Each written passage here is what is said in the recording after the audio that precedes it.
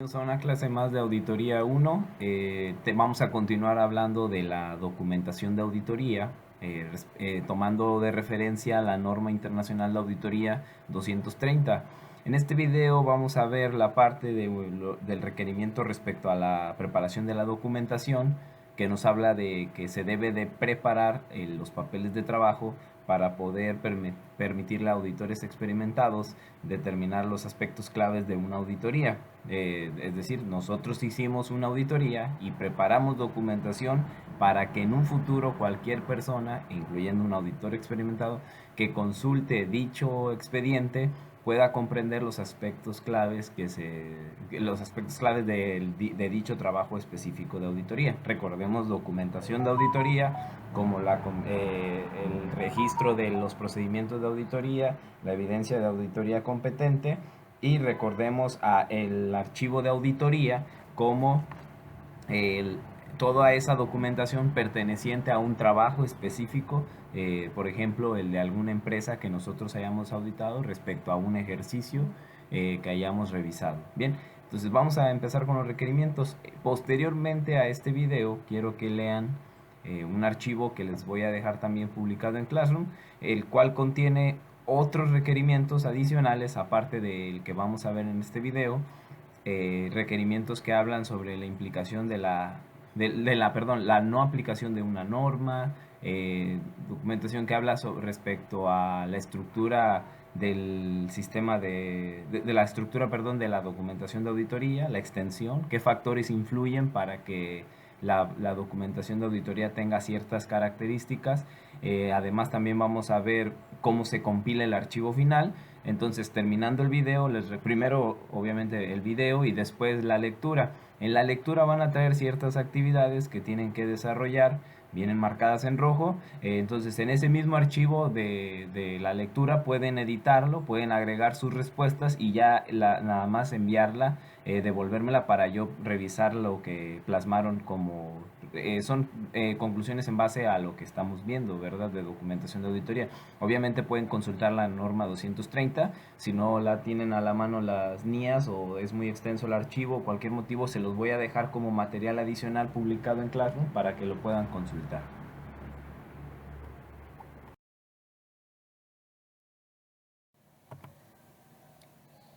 Primero, la norma en el apartado de requerimientos nos dice que el auditor preparará documentación de auditoría que sea suficiente para permitir a un auditor experimentado. Es aquí donde hacemos un breve paréntesis y recordamos la definición que habíamos visto en las diapositivas pasadas. Hablábamos que un auditor experimentado es aquella persona que puede ser externa o interna de la firma que esté llevando a cabo la auditoría y que tiene conocimientos razonables respecto a los procesos que existen de auditoría, respecto a las normas internacionales de auditoría que son aplicables en cada trabajo, y también que conoce el entorno empresarial en el que se lleva a cabo el desarrollo de las actividades de la entidad auditada, lo que le permite conocer las cuestiones relativas a la legislación y reglamentos aplicables a cada trabajo. Entonces, si una persona tiene conocimientos razonables, es decir, tiene experiencia práctica, es decir, que haya estado involucrado en auditorías y además conoce tiene conocimiento de esta información, vaya, o domina las normas, los procesos de auditoría y el entorno en que operan las empresas, se puede considerar que es un auditor experimentado. Entonces, el auditor preparará la documentación de auditoría que sea suficiente para permitir a un auditor experimentado. ¿A qué nos referimos con esto? No es que estemos nosotros preparando la documentación para auditores experimentados, pero sí es importante dejar la documentación preparada de tal manera que otro auditor que tenga experiencia, de acuerdo a lo que marca la NIA, pueda y que no haya tenido contacto previo con el trabajo que estamos realizando, pueda entender ciertos aspectos claves que vamos a ver en las siguientes diapositivas respecto a lo que se está haciendo en la empresa auditada. Bien, vamos a pasar para ver los aspectos claves que menciona esta norma.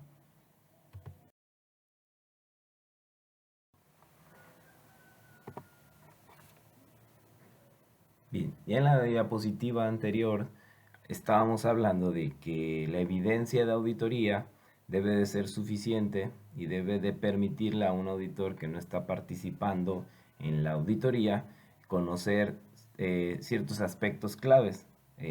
Vimos lo que era la definición del auditor, pero no vimos lo que son los aspectos claves que menciona la norma. Antes de entrar a desarrollar estos tres puntos, quiero que recuerden que cuando vimos la definición de documentación de auditoría, que es sinónimo de papeles de trabajo, hablábamos que la documentación se compone por el registro de los procedimientos de auditoría aplicados, la evidencia obtenida y además las conclusiones alcanzadas por el auditor. Bien, partiendo de esa definición, una documentación de auditoría suficiente y competente debe de reunir ciertos aspectos claves, que son estos que tenemos en pantalla.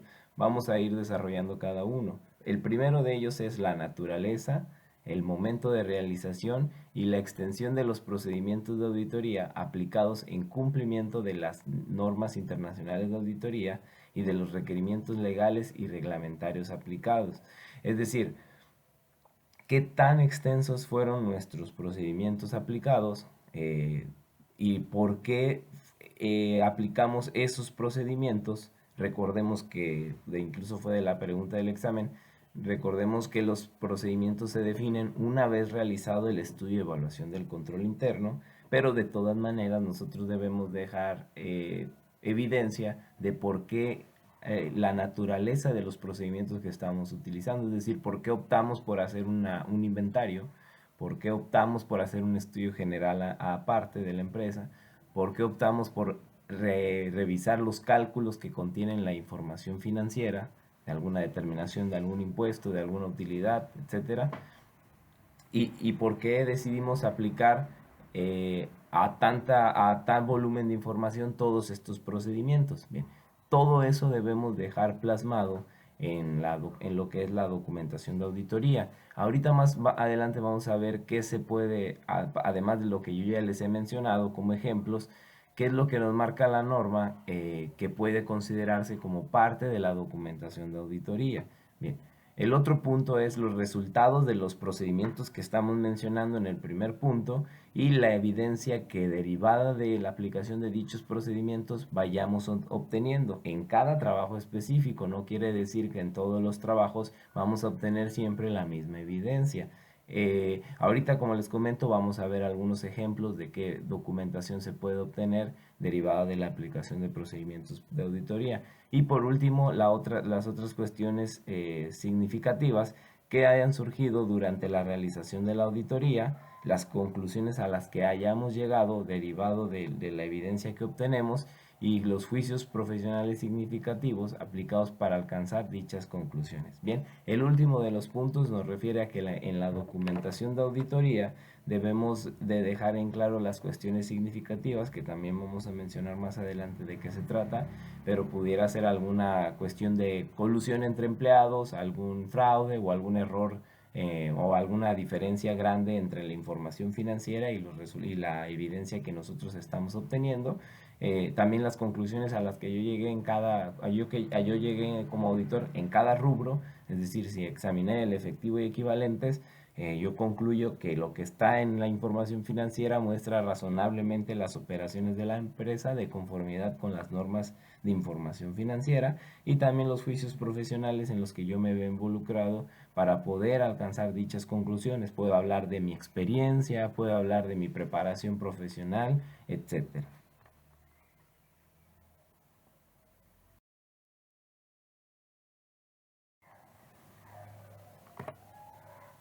Bien, continuando con los aspectos claves de la auditoría, ya hablamos de qué compone o cuáles son los tres grandes campos que componen la documentación de auditoría. Eh, Vimos lo que son los procedimientos de auditoría, la aplicación de los procedimientos de auditoría, es decir, su naturaleza, extensión y oportunidad. Vimos lo que son los resultados de la aplicación de dichos procedimientos, es decir, la evidencia de auditoría. Y vimos también que documentábamos las cuestiones significativas y la conclusión. Pero ¿qué va a influir cuál va a ser la diferencia entre la documentación de auditoría de un encargo de una empresa en relación a otra empresa. Bien, la estructura contenida contenido y extensión de la documentación de la auditoría dependerá de factores tales como la dimensión y la complejidad de la entidad, es decir, el volumen de trabajadores que tenga. Ya hemos hablado de dimensión de entidad, pero vamos a poner un ejemplo. Hablamos de, por ejemplo, la cantidad de activos que tengan, la cantidad de ingresos que facturen, la cantidad de gastos que manejen, el número de sucursales, la presencia en distintas partes de la República del continente o del planeta, dependiendo de la empresa que sea, si es multinacional, etcétera, y la complejidad de sus operaciones. Por ejemplo, si estamos hablando de una empresa, el ejemplo que siempre mencionamos de una empresa que es de abarrotes o es comercial y que maneja una amplia gama de productos, entonces, esta empresa tiene un grado de complejidad en referencia a otras empresas. ¿Por qué? Porque el inventario, en el inventario, perdón, nada más, obviamente en el aspecto de inventario, ya que el conteo físico de la mercancía puede ser muy extenso y agotador debido a la variedad de productos y a la complejidad que tiene la empresa de hacer grupos homogéneos para contabilizarlos igual. Es decir, por ejemplo, algún producto que cumpla ciertas características en relación a otro producto y que se pueda considerar en un rubro.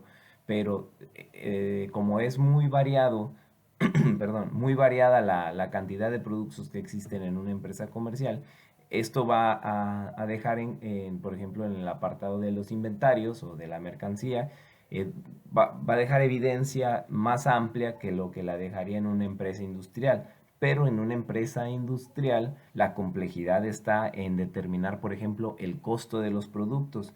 Es decir, todos esos elementos del costo que ya conocemos, que son la materia prima, la mano de obra y los gastos, y tanto su vertiente directa o indirecta. Entonces, probablemente en la recopilación de esta información tengamos que hacer una verificación de los cálculos que utilizó la empresa para llegar al costo. Esas son complejidades que acompañan a cada empresa dependiendo su entorno y dependiendo su dimensión y naturaleza. Bien, después la documentación va a depender de la naturaleza de los procedimientos de auditoría a aplicar. Vamos a recordar, el estudio de evaluación del control interno me dice qué tan amplios van a ser mis procedimientos de auditoría que yo voy a aplicar. Ok, bien. Si yo en mi estudio de evaluación del control interno determino que la empresa cuenta con un sistema de control interno deficiente, lo cual me obliga a mí a tener una mayor extensión de los procedimientos de auditoría y una naturaleza distinta a que si el control interno fuera funcional, entonces eso podría incrementar la documentación de auditoría que yo deje de cada trabajo específico. Es decir, voy a tener más documentación de auditoría de un trabajo, de un encargo de auditoría en cual la entidad no cuente con un buen sistema de control interno, cosa que no pasaría si la empresa tuviera bien diseñado este proceso. Entonces, la documentación ahí en este caso sería un poco más manejable o de menos volumen. También otro factor son los riesgos identificados de incorrección material. Las normas internacionales de auditoría me piden que haga una evaluación de los riesgos que existen en la empresa. Ya los hemos mencionado, riesgos de control o inclusive los riesgos debido a fraude o error. Entonces, todas esas incorrecciones materiales que yo vaya detectando van a hacer que yo abra un apartado en el que documente dicha incorrección y documente la conclusión obtenida en base a mi juicio profesional como auditor. Entonces, mientras más riesgos hayamos identificado en este proceso de evaluación, que es parte del estudio del control interno, vamos a caer en 20 que tenemos que documentar todas esas incorrecciones materiales de tal manera en que mientras más riesgos existan, más documentación de auditoría debemos dejar. Otro de los factores es qué tan significativo es la evidencia de auditoría que obtenemos. Por ejemplo, si pedimos alguna confirmación con un proveedor y el proveedor nos dice que efectivamente el saldo que que le estamos indicando es el que mantienen ellos en sus registros contables respecto a la empresa auditada. Entonces, esa carta que nos está entregando como confirmación de que el saldo es correcto, para nosotros pudiera significar evidencia importante que debemos de guardar en la documentación de auditoría. Pero ¿qué tal si el proveedor nos manda, además de esa confirmación, un reporte de todas las facturas que le ha expedido a la empresa, perdón, que estamos auditando? Entonces ya nosotros podemos dejar en claro si es importante guardar todas esas facturas y conclusiones que nos manda el proveedor, o simplemente quedarnos con la carta en la que nos está confirmando el saldo, que es a lo que nosotros nos importa cuando aplicamos una carta de confirmación. Ya ahí es cuestión del criterio profesional de cada auditor. Otro de los puntos es la naturaleza y extensión de las excepciones identificadas. Bien, cuando ustedes vayan a emitir una opinión en el dictamen, que es lo que nos toca en los siguientes temas, en esa opinión el auditor pudiera, como les comentaba, emitir una opinión en la cual se deje en claro que la empresa cumple con la aplicación de las normas de información financiera a la hora de preparar los estados financieros. Podemos decir que no cumple de manera general con dicha premisa, o podemos decir que la empresa sí cumple con la aplicación de normas, salvo ciertos supuestos. Esas excepciones que vayamos identificando debemos de documentarlas, qué tan extensas son y cuál es su naturaleza. Por ejemplo, pudiera ser que cumpla en el rubro de cuentas por cobrar, cumpla con la aplicación de normas de información financiera, salvo la parte de los deudores diversos, toda vez que contempla deudores que son socios o accionistas, y que realmente se entiende que eso lo debemos de manejar en el capital contable si nos apegamos a lo que dicen las normas de información financiera. Es diferente un pasivo a una cuenta de capital contable. Entonces, digo, un activo a una cuenta de capital contable, por ejemplo. Entonces, esa excepción la podríamos documentar para cuando nosotros la plasmemos en el dictamen tengamos un respaldo documental de lo que estamos hablando, ya sea por medio de un contrato entre la empresa y el socio, o en el acta constitutiva que ya debemos de tener nosotros en poder al momento de estar aplicando procedimientos de auditoría. Bien, también otro factor es la necesidad de documentar conclusiones por parte del auditor, conclusiones que no resulten fácilmente deducibles, o que en el trayecto de la auditoría nosotros batallamos para poder llegar a ellas. Si ocupamos del trabajo de algún especialista, como lo pudiera ser algún arquitecto, algún ingeniero, etcétera, pudiéramos documentar que la conclusión a la que llegamos y por la cual tuvimos dificultades debido a la ¿cómo se llama? La especialización de dicha partida, tuvimos que recurrir a ciertos profesionales de la materia, en los cuales nos entregaron un dictamen o una opinión o un resumen o una conclusión que nosotros tomamos de base para emitir nosotros nuestra propia ¿cómo se llama? Nuestra propia conclusión. Todo este procedimiento y documentación lo podemos dejar como auditoría obtenida, como evidencia de auditoría obtenida.